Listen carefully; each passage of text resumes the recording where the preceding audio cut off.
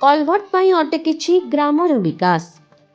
ଗଜପତି ଜିଲ୍ଲାରେ ବିଭିନ୍ନ ସରକାରୀ ଯୋଜନାରେ ନିର୍ମାଣ ହେଉଥିବା ପ୍ରକଳ୍ପଗୁଡ଼ିକ ଅଧପନ୍ତରିଆ ଭାବେ ପଡ଼ି ରହିଥିବାର ଦେଖିବାକୁ ମିଳିଛି। ଏପରିକି ଅନେକ ପ୍ରକଳ୍ପ ରହିଛି ଯାହାକି ବର୍ଷ ବର୍ଷ ଧରି ନିର୍ମାଣ କାର୍ଯ୍ୟଗୁଡ଼ିକ ଶେଷ ହୋଇପାରୁନାହିଁ।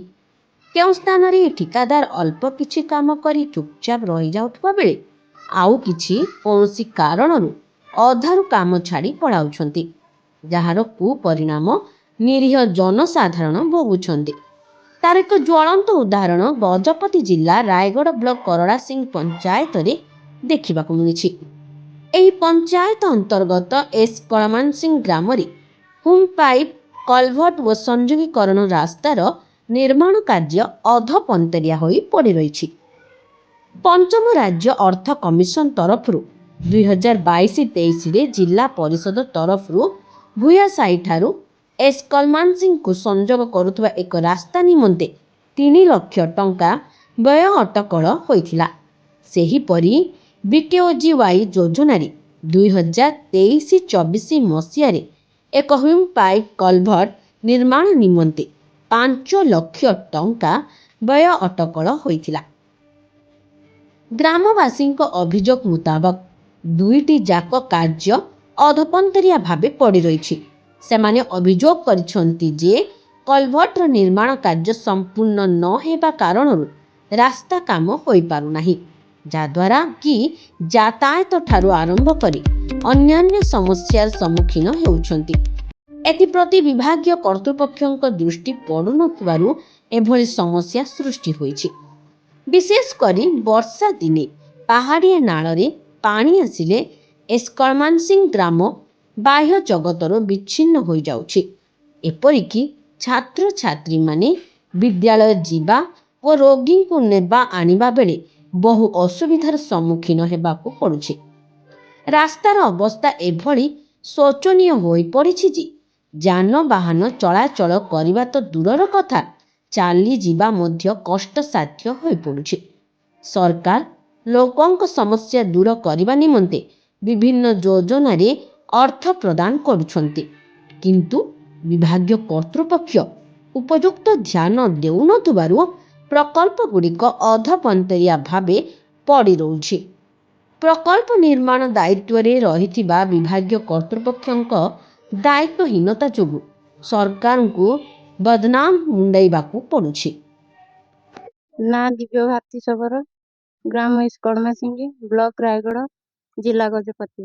ଏସ୍ କଳମାସିଂ ଗ୍ରାମର ସମସ୍ୟା ହେଉଛି ରାସ୍ତା ଯିବା ପାଇଁ ଅସୁବିଧା ହେଉଛି ଏବଂ ଏ ବ୍ରିଜ ଆପଣମାନେ ତ ଦେଖୁଛନ୍ତି। ଏ ବ୍ରିଜର ମରାମତି ପାଇଁ ସରକାର ଯେକୌଣସି ପଦକ୍ଷେପ ନେଲେ ମଧ୍ୟ କାମଟା କିଛି ଉନ୍ନତି ହେଇପାରୁନି। এই ଗ୍ରାମରେ ଯେକୌଣସି ଉପାୟରେ ହେଲେ ମଧ୍ୟ ସରକାର ପଦକ୍ଷେପ ନେଲେ ଏ ରାସ୍ତା ମରାମତି ପାଇଁ କିଛିଟା ଆମକୁ ସାହାଯ୍ୟ କଲେ ଭଲ ହବ। ମୋ ନାମ ଭାଗ୍ୟବତୀ ଶବର, ମୋ ଗ୍ରାମର ନାମ ଏସ୍ କଳମାସିଂ, ମୋ ବ୍ଲକ ରାୟଗଡ଼, ମୋ ପଞ୍ଚାୟତ କରଡ଼ାସିଂ। ମୋ ଗାଁର ଅସୁବିଧା ହେଉଛି ଏ ରାସ୍ତା ମରାମତି। ଆମକୁ ଟିକେ ରାସ୍ତା ଟିକେ ଭଲ ରାସ୍ତା ଯୋଗେଇଥିଲେ ଆମେ ସରକାରଙ୍କ ପାଖେ ଉପକୃତ ହେଇଥାନ୍ତୁ, କିନ୍ତୁ ରାସ୍ତାଟା ଅଧା ଖଣ୍ଡିଆ ହେଇକି ରଖିଦେଇଛନ୍ତି। ଆଉ ଆମେ କେମିତି ଯିବୁ? ସ୍କୁଲ ବି ପିଲାମାନେ ଯିବା ପାଇଁ ଅସୁବିଧା ବହୁତ ହେଉଛନ୍ତି।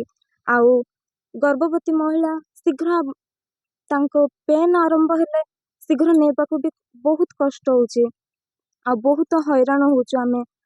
ଗାଁର ଲୋକେ ବାହାରିକି ଭୁଇଁକି ନେଉଛନ୍ତି ଖଟୋଇରେ। ଆଉ ସମସ୍ତେ ଛୋଟ ପିଲାମାନେ ବି ଅଙ୍ଗନବାଡ଼ି ଯିବାକୁ ବହୁତ ଅସୁବିଧା ହେଉଛନ୍ତି। ବର୍ଷା ଦିନ ରାସ୍ତା ପୁରା ଖେଚେଳା ହେଇକି ରହୁଛି, ଯିବା ପାଇଁ ଗାଡ଼ି ବି ଯିବା ପାଇଁ ଅସୁବିଧା ବହୁତ ହେଉଛି। ଟିକେ ଆମକୁ ସରକାର ଟିକେ ଆମକୁ ଯଦି ଏ ଫୁଲର ଅବସ୍ଥା ଟିକେ ବୁଝିଥାନ୍ତେ ତାହେଲେ ଆମେ ବହୁତ ସରକାରଙ୍କ ପାଖେ ଉପକୃତ ହେଇଥାନ୍ତୁ। ଦମନ୍ତୀ ଶବର, ଏସ୍ କଳମାସିଂ, ରାୟଗଡ଼ ବ୍ଲକ କରଡ଼ାସିଂ ପଞ୍ଚାୟତ। ଆମ ରାସ୍ତାଟା ବଡ଼ ଅସୁବିଧାରେ ପଡ଼ିଛୁ। ରାସ୍ତା କ୍ଲିୟର ନାହିଁ କି ଆଉ ପେନସନ୍ ଗଲେ ମଧ୍ୟ ଯିବା ପାଇଁ ଅସୁବିଧା ରହୁଛି। ଚାଉଳ ପାଇଁ ଗଲେ ବି ଅସୁବିଧା ରହୁଛି। ଆଉ ଘର କଲେ ବି ବ୍ଲକରୁ ନଦୀରୁ ଆଣିବା ପାଇଁ କଷ୍ଟ ରହୁଛି। ମେଡ଼ିକାଲ ଯିବାକୁ କଷ୍ଟ ରହୁଛି। ଗାଡ଼ି ଆମ୍ବୁଲାନ୍ସ ଗାଡ଼ି ଆସିବା ପାଇଁ କଷ୍ଟ ରହୁଛି। ସବୁଟା କଷ୍ଟ ଦ୍ୱାରା ପିଲାମାନେ ମଧ୍ୟ ସ୍କୁଲକୁ ଯିବାକୁ କଷ୍ଟ ରହୁଛି। ନଦୀରେ ନଳର ପାଣି ଯିବ ବୋଲେ ଯାଇପାରୁନାହାନ୍ତି। ଅଙ୍ଗନବାଡ଼ି ପିଲା ଯାକ ବି ଅସୁବିଧାରେ ରହୁଛନ୍ତି। ସବୁଟା ଅସୁବିଧା ଦ୍ୱାରା ସରକାର ପାଖକୁ ଆମେ ଜଣାଉଛୁ। ମୁଁ ବାହାଘର ହେଲାଠୁ ବୁଢ଼ୀ ହେଇଗଲିନି। ନାତିଆ ନାତୁଣୀ ଅର୍ଜିଲୁନି।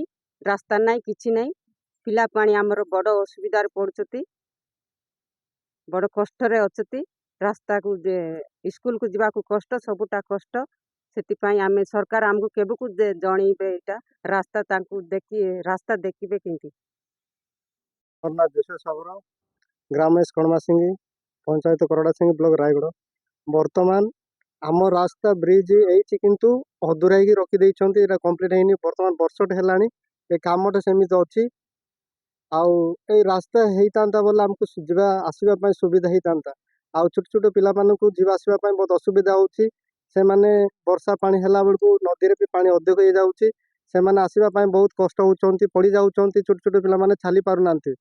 ସେଥିଯୋଗୁଁ ଆମ ସରକାର ତାଙ୍କ ନିମନ୍ତେ ମୁଁ ଅନୁରୋଧ କରୁଛି ଯେମିତିକି ରାସ୍ତା ମରାମତି କରିବେ। ସେଥିପାଇଁ ସରକାର ଆମର ଦୁଃଖ ଟିକେ ବୁଝିବେ ବୋଲି ମୁଁ ଆଶା ଭରସା କରୁଛି। କିନ୍ତୁ ଆମେ ଚାଉଳ ପାଇଁ ଗଲେ ମଧ୍ୟ ଅଟୋ ଭଡ଼ା ବୁକିଂ କରିକି ଆଉ ଚାଉଳ ଧରିକି ଆଉଛୁ। ବର୍ତ୍ତମାନ ଏ ରାସ୍ତା ଅସୁବିଧା ଯୋଗୁଁ ଆମର ଚାଉଳ ବି ବୋହିକି ନେଉଛୁ, କାନ୍ଧରେ ବୋହିକି ଆଣୁଛୁ ନେଉଛୁ। ଆଉ ସେଥିପାଇଁ ବହୁତ ଅସୁବିଧା ହେଉଛି। ଆଉ ଆମ ସରକାର ଯେମିତିକି ଆମର ହେଇ ଦୁଃଖଟା ସେ ଶୁଣିବେ ବୋଲି ଆମକୁ ଅନୁରୋଧ କରୁଛୁ। ବର୍ତ୍ତମାନ ସ୍କୁଲ ପିଲାମାନେ ମଧ୍ୟ ବର୍ଷା ଦିନେ ଯାଇପାରୁନାହାନ୍ତି। ଯେମିତିକି ବର୍ଷା ହେଉଛି ଯେତେବେଳେ ସେତେବେଳେ ବହୁତ ପାଣି ଆସୁଛି। ସେଥିଯୋଗୁଁ ଆମେ ବହୁତ ଅସୁବିଧାରେ ପଡ଼ୁଛୁ। ଆଉ ବର୍ତ୍ତମାନ ଆଉ ଗର୍ଭବତୀ ଝିଅ ପିଲାମାନେ ମଧ୍ୟ ଯେତେବେଳେ ଆମ୍ବୁଲାନ୍ସ ଫୋନ୍ କଲେ ମଧ୍ୟ ସେ ରାସ୍ତାରୁ ସେପଟେ ରହୁଛି, ନଦୀ ସେପଟେ ରହୁଛି ଆମ୍ବୁଲାନ୍ସ, କିନ୍ତୁ ଗର୍ଭବତୀ ଝିଅ ପିଲାମାନଙ୍କୁ ଆମେ କାନ୍ଧରେ ବୋହିକି ଆଣୁଛୁ, କଟରେ ବୋହିକି ଆଣୁଛୁ। ଅସୁସ୍ଥ ଲୋକମାନେ ମଧ୍ୟ ସେମାନେ କାନ୍ଧରେ ବୋହିକି ଆଣୁଛୁ। ଆଉ ସେଥିଯୋଗୁଁ ଆମର ସରକାର ଯଦି ଆମ ଦୁଃଖ ବୁଝିବେ ତାହେଲେ ଭଲ ହୁଅନ୍ତା।